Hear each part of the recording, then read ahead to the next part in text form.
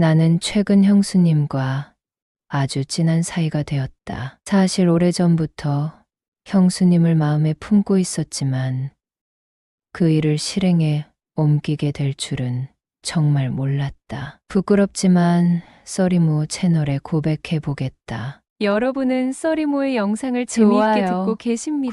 구독 부탁드려요. 여러분은 형은 20년째 한 회사에 다니고 있다. 그 성실함은 다른 집 가장과 같다. 그런데 단순히 생활비를 벌 목적으로 회사를 다니는 것이 아니라 그 일을 좋아하고 재미있어 한다는 게 키포인트다. 형수님은 대학 졸업반인 딸 하나가 있고 교육비도 들지 않는 시기라 시간적, 금전적 여유가 있는 상태이다. 형이 회사에서 임원을 하고 있으니 가끔 부부 동반으로 골프 라운딩을 가기도 한다. 형은 25년 전에 결혼했다. 형은 그 당시 유행하던 소개팅 사이트에서 만나 연애했고 노총각으로 지내던 형이 여자친구를 사귀는데 하얀 얼굴에 짙은 쌍꺼풀이 져서 눈만 바라봐도 너무 예쁜 데다가 키는 165cm,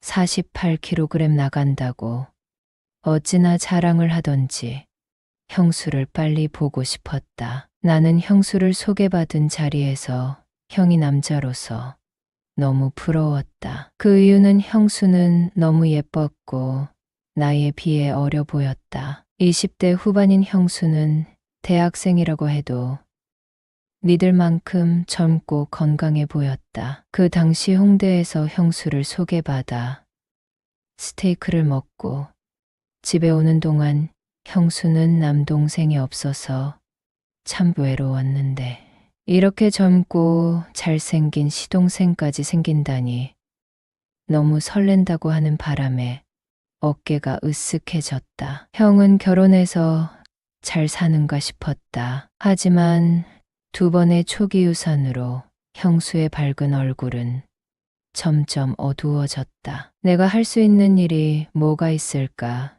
생각하다가 꽃다발을 사서 형수님께 찾아갔다. 형수님, 조카는 천천히 갔고 형수님 몸 챙기는데 신경 쓰세요 하며 용돈도 들고 왔다. 형수는 너무 고마워했고 그때 잠깐 미소를 지었다. 그 모습이 얼마나 안도가 되던지 나는 형 신혼집 근처에 자취하고 살고 있다. 형이 결혼한 지 1년이 안 되었을 때 나는 수술을 한 적이 있었다. 언젠가부터 눈이 따가워서 안과에 가보니 눈물샘이 막혀 있다고 했다. 뚫어주는 수술을 하려면 전신 마취를 해야 한다고 했고 대학병원에서 수술을 하고 돌아왔다. 당일 퇴원이 가능하다고 했는데 형은 자취방에 가서 지내지 말고 형 집에서 하루 쉬라고 했다. 형수는 평소에 먹어볼 수 없는 비싼 과일들과 갈비, 샐러드, 착즙기로 내린 주스 등을 준비해줬고 편히 먹고 쉬고 가라고 했다. 나중에 들어보니 형수가 혼자 사는 나를 위해 하루 자고 가라고 했다고 한다. 그 말을 듣고 나는 결심했다. 어떤 일이 있어도 형수 편에 서겠다고 말이다. 형수는 다음 해 겨울에 예쁜 딸을 낳았다. 엄마 아빠를 골고루 닮아 너무도 예뻤다. 우리 집안은 딸이 귀해 형수가 딸을 낳자 모두 크게 기뻐했다. 엄마도 시골에서 올라와서 산모에게 좋다는 음식을 만들어주고 가셨다. 나는 40대 중반이 된 나이인데 혼자 살고 있다. 결혼하고 잘 살고 있다고 생각했는데 와이프에게 남자가 생겨서 결혼 생활을 마무리하고 혼자 살고 있다. 3년이라는 결혼 생활 동안 조금의 틈도 없었다. 와이프는 아이는 나중에 갖자고 했는데 나중에 생각해보니 내 아이는 갖기 싫었나 보다. 외도가 드러나는 순간 와이프는 그 남자의 아이를 임신한 상태였다.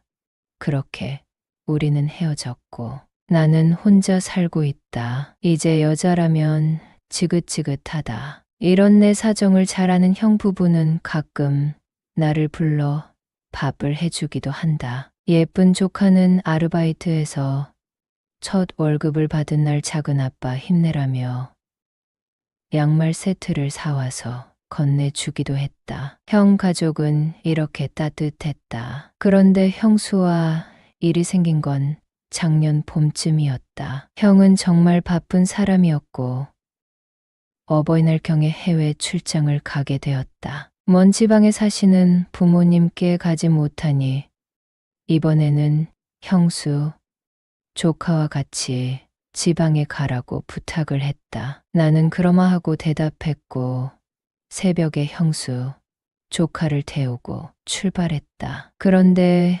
1시간쯤 지났을까?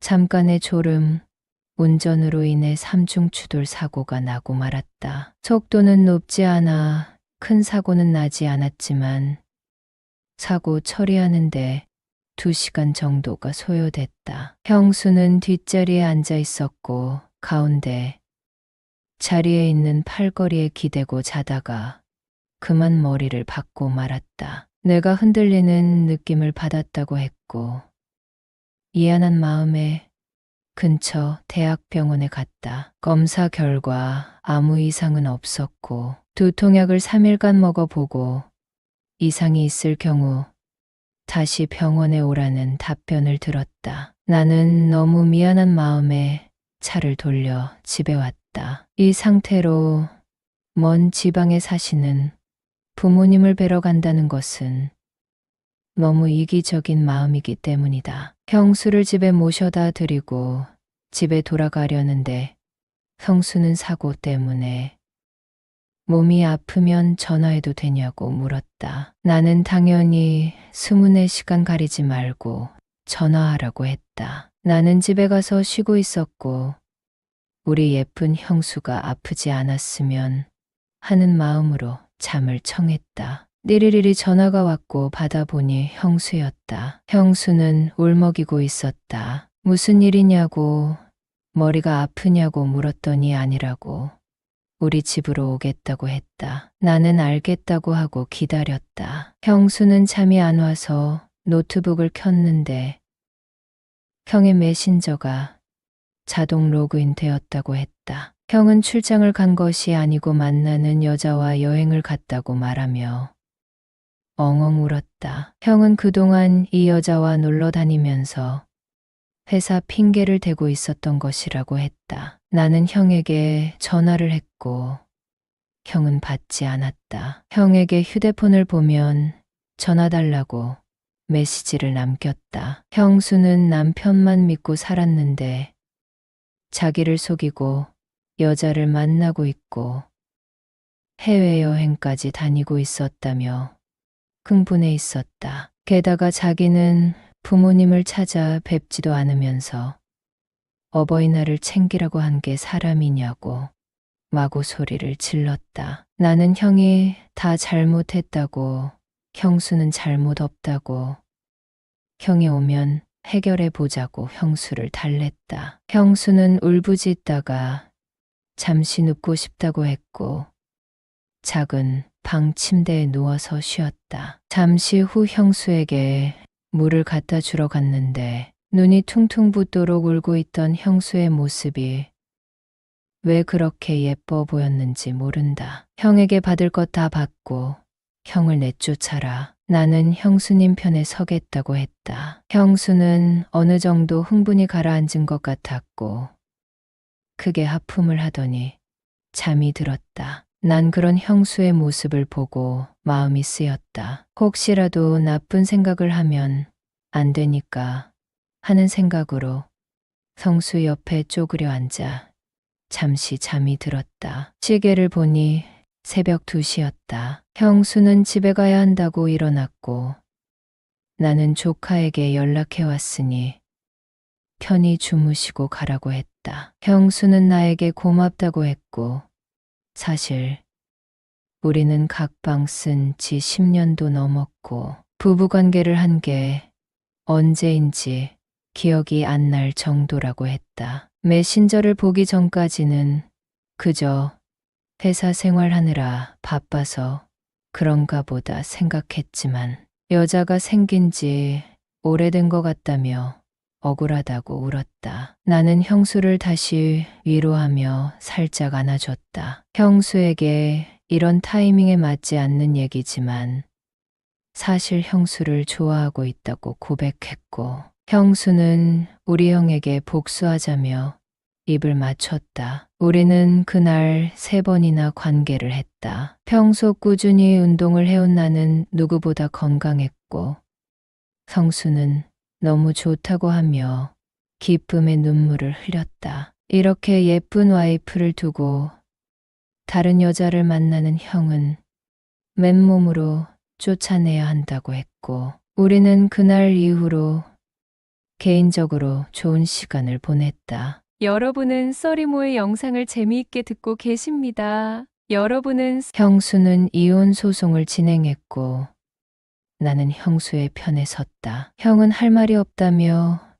성수와 이혼했고 짐을 싸 들고 나갔다. 내 형이지만 절대 용서할 수 없는 형과 지금도 왕래하지 않는다. 형수는 재혼할 생각은 없다고 한다. 하지만 나와의 관계는 이어갈 생각이라고 한다. 나도 같은 마음이다. 시동생과 재혼할 사람은 이 세상에 아무도 없을 테니까 말이다.